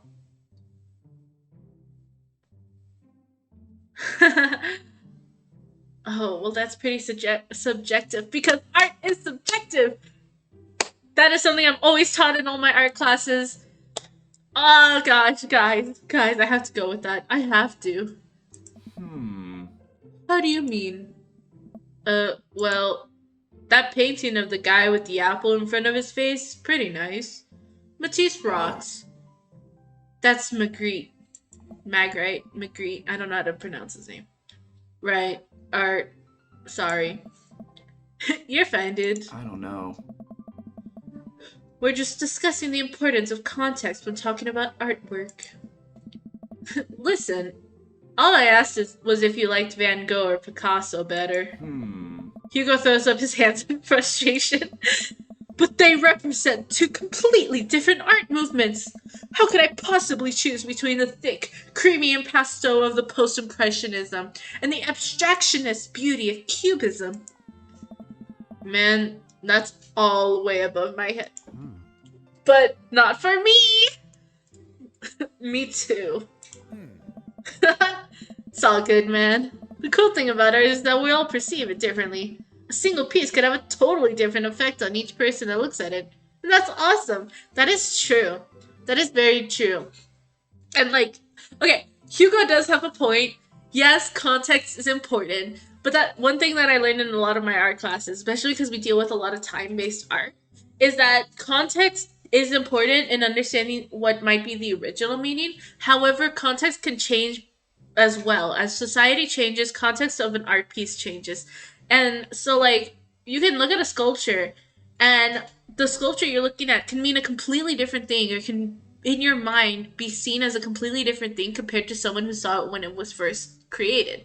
And I could go into a whole rant about all of this, and I would love to do this, but both handsome men. As much as I would love to go on a rant about art and art movements and like the idea of like just like comparison of art, hot guys. Just a minute about that. Hugo, please. Oh. Sorry. I get really fired up about art stuff. Me too. Okay. Hugo's growing on me with the whole art talk. This really is the three men that I'm interested in this game. This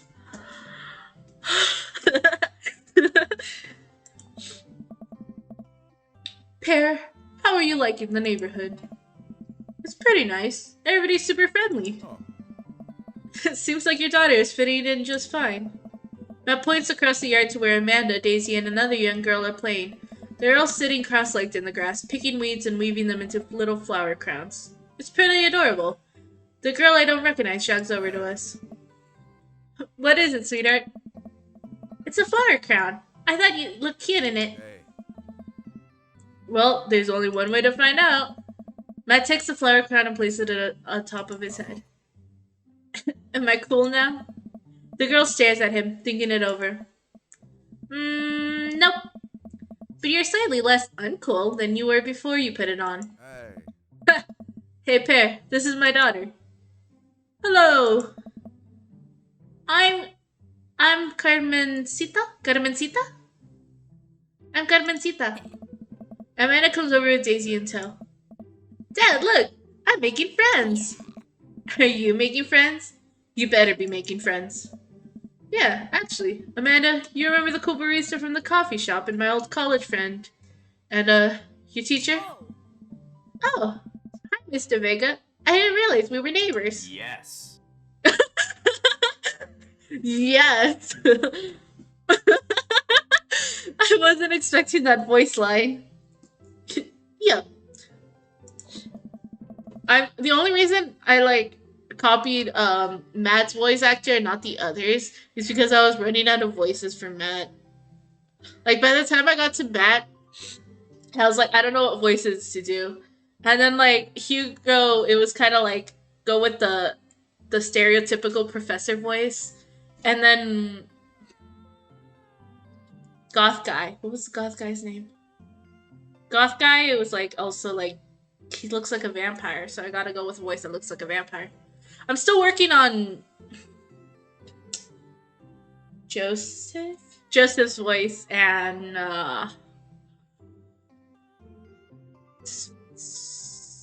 Robert. Those two I need to work on their voices. You still gotta give me that overdue term paper? Great seeing you. Amanda. You wanna know what's funny, guys? When I did that voice line, I don't know if you can hear me, but when I snapped, I did a finger gun. Amanda finger guns her way out of the conversation like a champ. She learned the finger gun move from me. I'm very proud. She's definitely a charmer. Speaking of which, where did my son go? Hugo looks around the party. He must finally spot him because his eyes go wide. Ernest Hemingway Vega, are you smoking? Ernest is holding a lit cigarette. Nope. I see Ernest across the way. He casually takes a long drag of his cigarette and then flicks it into a gutter. Unbelievable. Excuse me. Hugo marches over to Ernest and I turn my attention to Matt and Craig. Kids, right? Man, I do not envy Hugo. The last barbecue we had, Ernest tried to shove a sparkler down Joseph's pants. He'll nearly burn down half the yard. And the barbecue we had before that, he actually burned down half the yard. and then it spread into my lawn and burned down half of my yard too. Hugo walks back. Oh, he's not wearing a red sweater, but it's close. It's close. I'm guessing Hugo is Hispanic. And if you guys don't know, the joke, especially with like Mexican characters, is that they always wear red hoodies, especially male Hispanic characters. That was what I'm referencing. Hugo walks back over to practically dragging Ernest behind him. Hey, everybody. Sorry about that. Pear, this is my son Ernest. Hello. Ernest looks away sulking, his hands shoved deep in his pockets. Hugo nudges him impatiently. Hey. Nice to meet you, Ernest. What grade are you in? Does it matter? Ernest. Okay. I'm in 8th grade. God, are you happy now? I'm sure you would just die to know. Yeah. Good for you. Can I go now? I'm tired of talking to old dudes who blame my generation for the failing economy. Ouch. Ernest. Oh yeah, because I'm totally embarrassing you. I put the emphasis on the wrong words, but whatever. Ernest puts earbuds in and storms off to stand in the corner. Well, that was certainly something. He seems nice. Hugo pats his head in his hands and sighs. I'm sorry. I'm having a really rough time. As much as I want to be the cool dad, I have to be the authoritarian dad, and he clearly resents me for it. I mean, I think as a dad and a teacher, that's about as authoritarian as it could get. Honestly, are any of us cool dads? Is it even possible to be a cool dad? What? I'm cool as a cucumber. See? That right there. Can't say that. I don't know. My kids think I'm cool. But for how long, Craig? How long do we get to be the cool dads? I don't know. I don't know. Yeah, sounds great. I think we just have to accept the fact that as dads, we become the machine we were once raged against, and accept our fate to unironically wear the socks with sandals. You kids may think you're cool now, but the moment they hit puberty, you're doomed. Amanda's 18 and she still thinks I'm cool. I yell across the yard to my daughter. Amanda, I'm cool, right? Amanda just laughs. She keeps laughing. I see your point. As much as we all want it, I don't think it is important to be a cool dad as it is to be a good dad. We can all be the best friends with our kids. It just doesn't work. I mean, look at me and Ernest. Our job as parents is to make sure our kids turn out okay. Yeah, you're right. But it'd be nice to have it both ways. Hearing these guys talk about this makes me think of my relationship with Amanda. We get along so well, but there might come a time when it won't be like that. Is college when it happens? Don't let us eat up your time, Pear. Go meet some of the other people around the neighborhood. Damien! That's his face. Right, that's Goth Guy. I feel like I should talk to Joseph last since he's the host. So we'll talk to Robert and Brian. I glance across the yard and notice Robert and Brian chatting over drinks. Man, I don't think I want to deal with being one-upped by Brian right now, but I guess I could live with learning more about Robert. Oh no, they caught me staring. Oh no, Brian's waving me over. Shoot. Flash a smile and walk over to them. Hey, guys. Pear, how the heck are you? Settling into the neighborhood, alright? Oh, you betcha. Got the living room in order, at least. That's great to hear.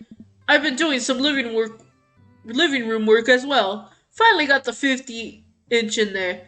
The game looks great in high def. Oh boy. Pear, have you met Robert yet? Yeah, we've met. Robert regards me over his whiskey. Good seeing you again. I still gotta work on that. We were just talking about the most recent camping trip. Spent a night out in the woods with Daisy and Maxwell. She's definitely an outdoorsy one. Even caught her first fish. It's good to see you talking your daughter out like that. I bet she Talking. I read it as talking. He was bragging. Okay. Um, it's good to see you taking your daughter out like that. I bet she loved it. And it's great that she loves the outdoors. Mine loves being inside. Well, Brian raises his eyebrows at me. Being inside, making art? She won a local competition for that art. Yep. Did I put it on too strongly? Robert stares at me blankly for a second. Anyway, huh? I haven't gone camping in years. Not since the last time.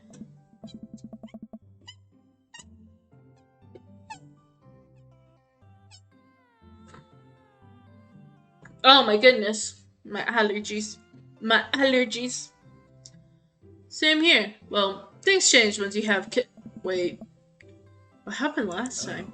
Robert takes a long sip of whiskey. Well, old Johnny Boy and me were out in backcountry. Johnny Boy's a strong kid. Met him in my army days. Comes from Kansas. They build him tougher out there. Anyway, things go south pretty quick.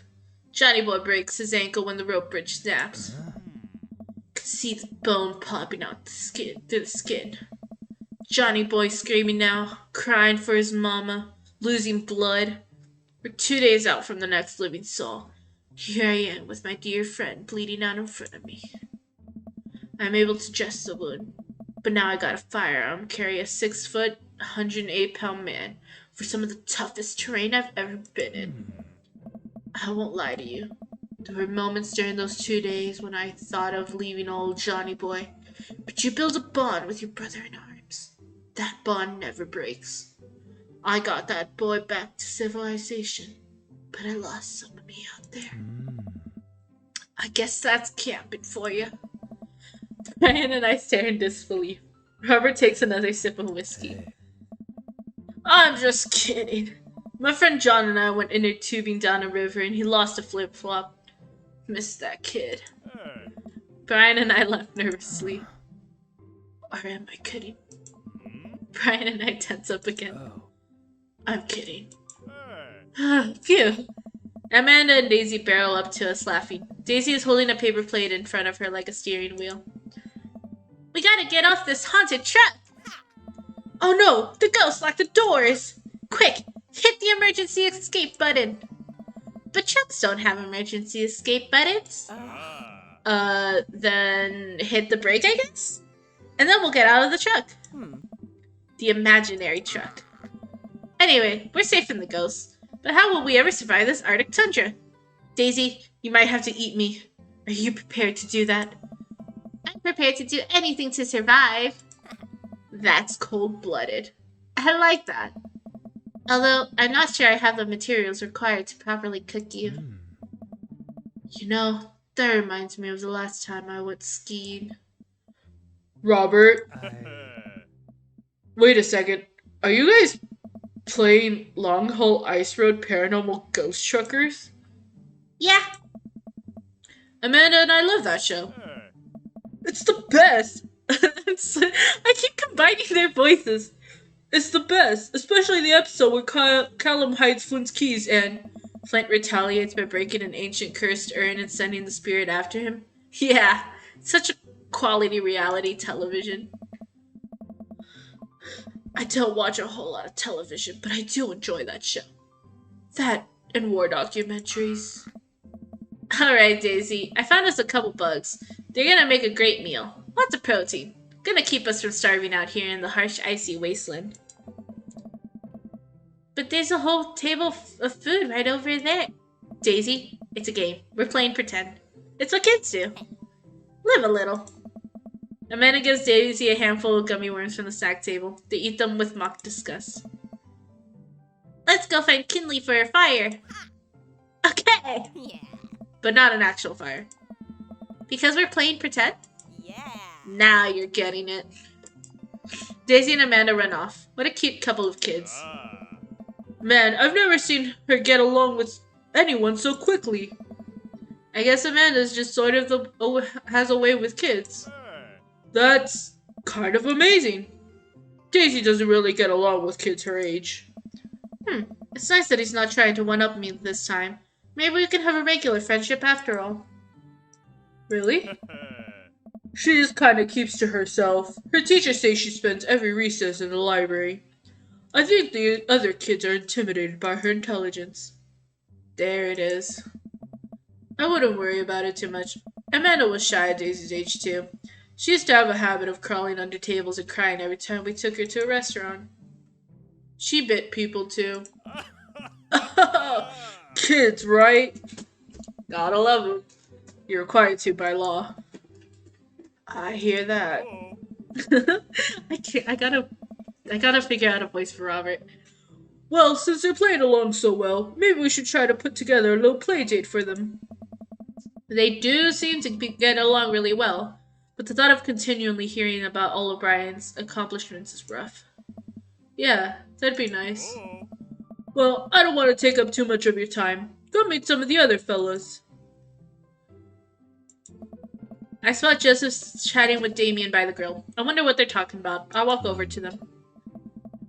I'm just curious. Can you walk me through why you had your house painted black? Where do I even start? The house stays warmer in winter. It provides an artistic contrast to the rest of the neighborhood, and it complements the crimson interior perfectly.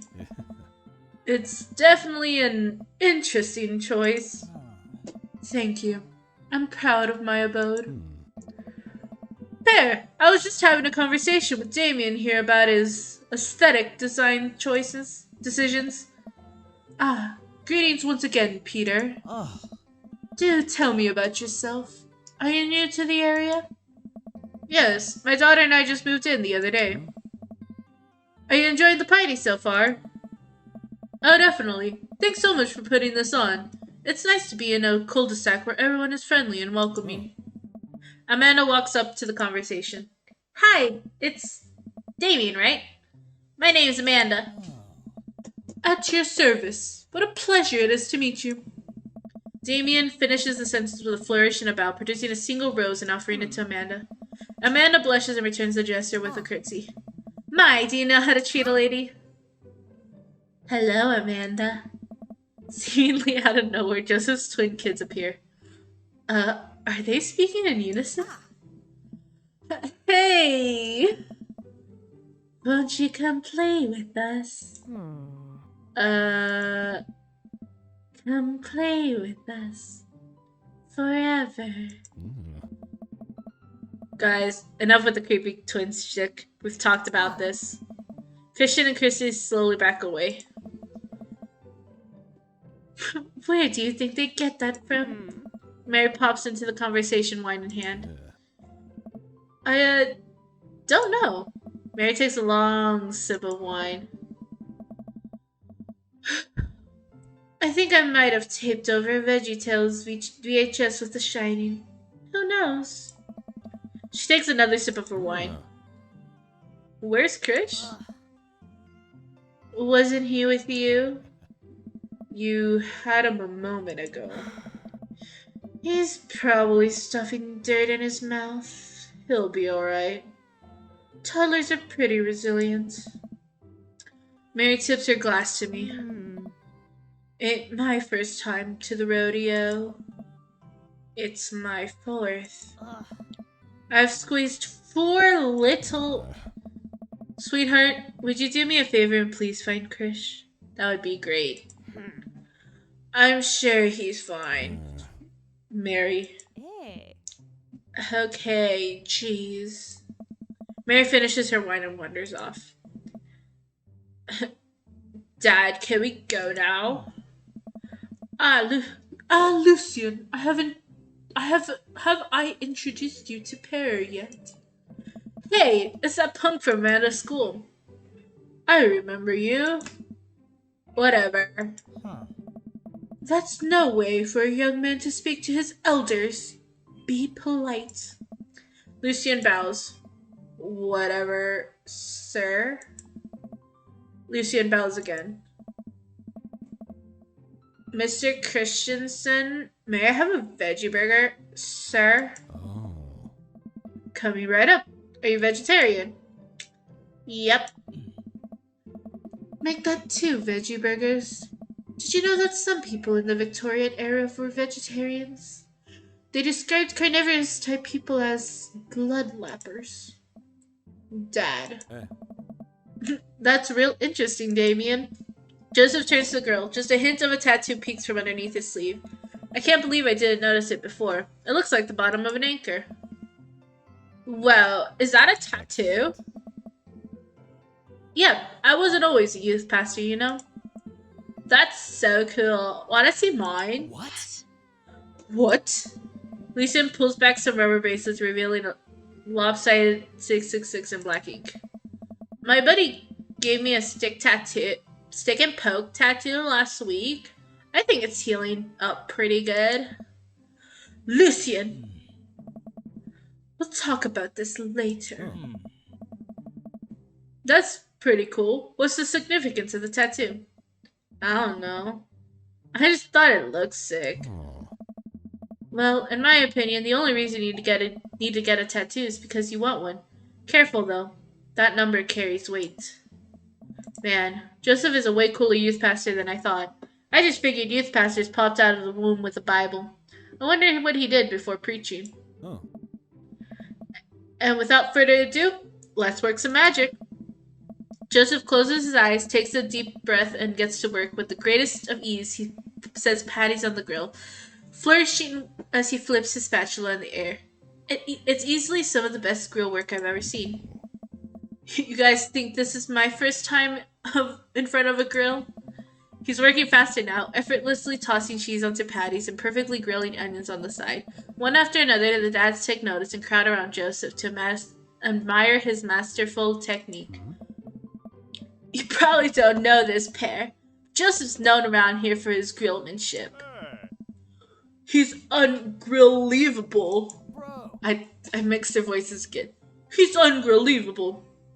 I tried to get on his level, but I just can't catch up. Hey. Let us keep studying. He has a rare quality about him.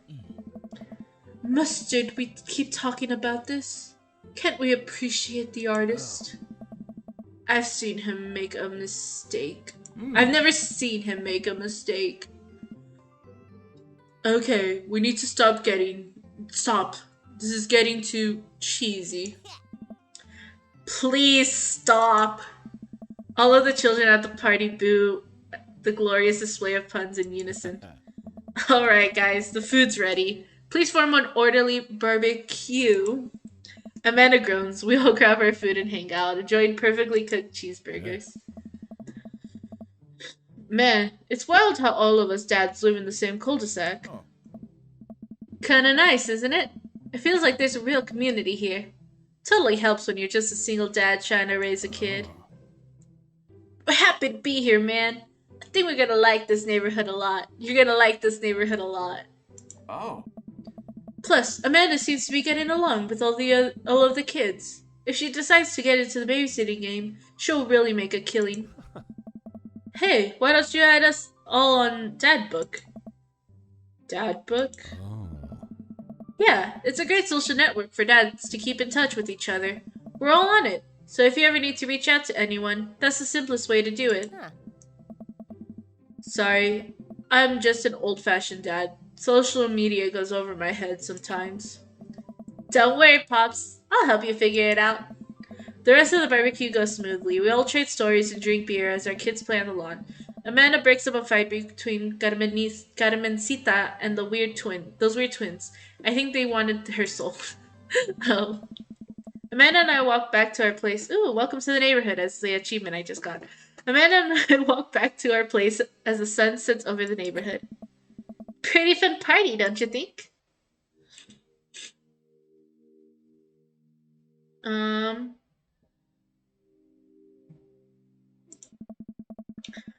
gonna get LinkedIn notifications out of this. I just know it.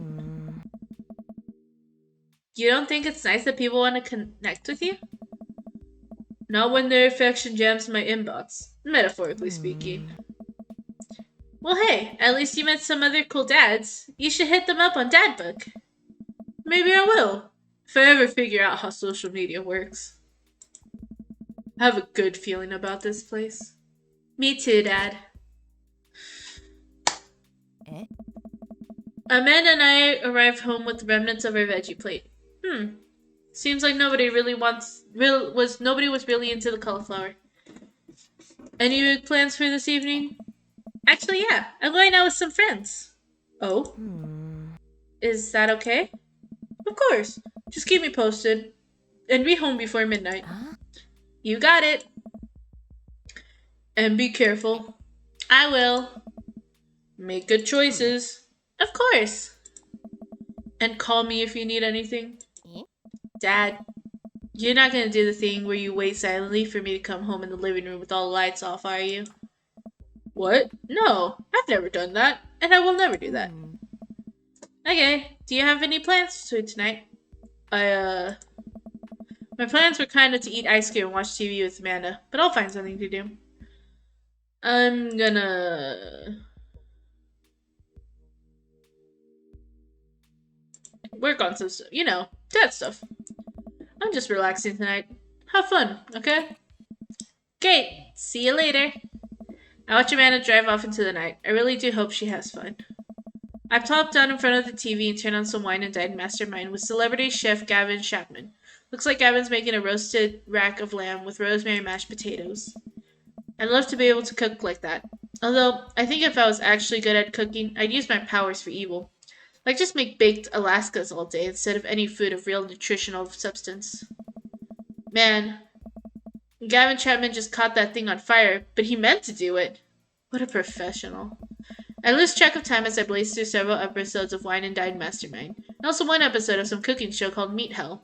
I'm not even sure what that one was about. It was just a lot of yelling. I glance at my watch. Man, it's almost midnight. I should check in with Amanda. I send a text. Hey, kiddo, you good? I wander into the kitchen as I wait for a reply. Amanda's phone is almost always in her hand.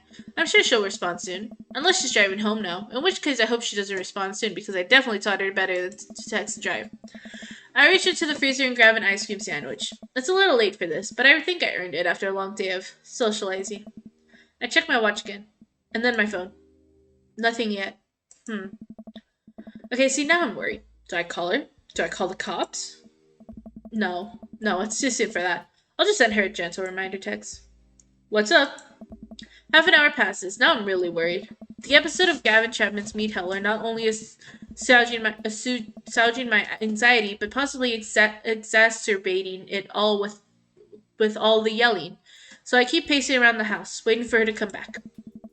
Why didn't I find out where she was going? Who was she even with? Why don't I know any of her friends' phone numbers? Why don't I even know her friends' full names? Who is Emma P? I decide to send her another text. Amanda, please text me and let me know you're okay. I can't help but think of all the awful things that could happen to her. Oh, thank God it's her. Amanda opens the door and shuffles in. Finally, she's back home. I'm glad she's okay. Sup? Sweetie, thank God you're safe. Yep. But now that I know she's okay, I'm really mad. Why didn't you answer my text? Amanda pulls her phone out of her pocket. Oh, whoops. Guess I didn't see those. She starts to walk to her room. Amanda Ann. Whoa, you're pulling out the middle name now? Amanda, you came home an hour and a half after your curfew, and you didn't respond to any of my texts. You really freaked me out. I was about to call the cops. Dad, you're seriously overreacting. You're not gonna be like this when I go off to school, are you?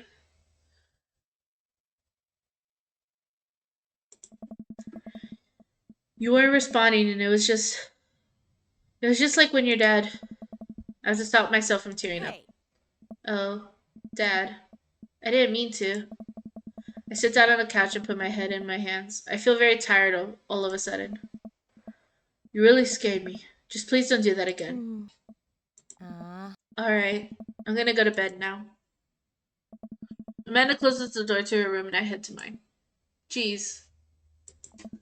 As I'm falling asleep, one thing she said keeps echoing in my mind. You're not gonna be like this when I go off to school, are you? Okay, well, I actually think this is a good time, or a good spot to stop. Yeah. Yep. Well, that was that was Dream Daddy. That was really fun. I actually kind of liked it. I think this is definitely not what I'm used to. Because it's a lot of just talking, which isn't bad. It's just definitely something new for me. I think I do want to continue. It seems really fun. I'm liking it so far. The story is fun. The characters are fun. I relate way too much to the main character to the guy I play. But yeah. With that being said, I'm gonna end stream here, and I hope you guys have a great rest of your day or night.